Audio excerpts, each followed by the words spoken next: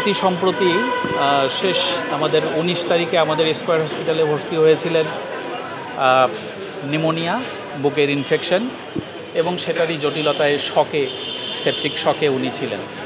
সেটারই চিকিৎসা চলাকালীন সময়ে উনি আজ বিকেল আনুমানিক 3টার পরে উনি শেষ নিঃশ্বাস ত্যাগ করেছেন।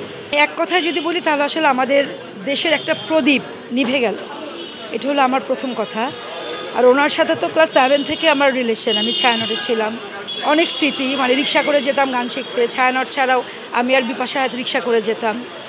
উনি আসলে ওনার কারণেই ছায়ানটটা প্রতিষ্ঠিত হয় এবং রবীন্দ্রনাথের যে গান, রবীন্দ্রসঙ্গীত, সেটা প্রতিষ্ঠিত হয় বাংলাদেশে। এবং ও আমার দেশের মাটি অথবা আমার সোনার বাংলা, আমি তোমায় ভালোবাসি, আমাদের যে জাতীয় সঙ্গীত, এবং প্রতি বছর যে বটমূলের যে রেয়াজটা, এটা আসলে ওনারই করা। আসলে দীর্ঘদিন ধরে উনি অসুস্থ ছিলেন, পাশে থেকে আমরা সবাই ওনার অবনতিগুলো দেখছিলাম। বয়সে যেটা হয়, হতেই পারে, এটাই স্বাভাবিক, এটাই নিয়তি। তো মানসিকভাবে অনেকটা মেনে নিয়েছি, অত ভেঙে পড়ি নাই।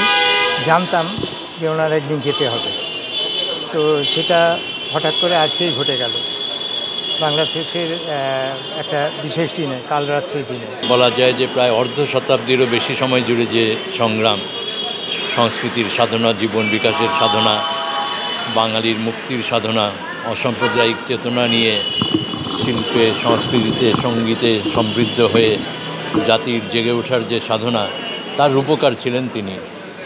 এবং এমন বিপুলভাবে তিনি মানুষের জন্যে, সমাজের জন্যে, জনে জনে এই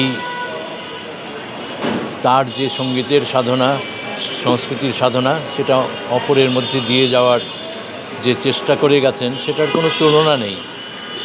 তাকে আমরা নানা পরিচয়ে চিনি, হয়তো খুব বড়োভাবে বলা হবে রবীন্দ্রসঙ্গীতের শিল্পী, কিন্তু রবীন্দ্রসঙ্গীতের কেবল শিল্পী নয়, সাধক তিনি। এবং এই সঙ্গীতের ব্যাখ্যাতা হিসেবে যদি আমরা যাদের বিবেচনা করি, তাদের মধ্যে তিনি একেবারে বলা যায় যে উঁচু কাতারে রয়েছেন।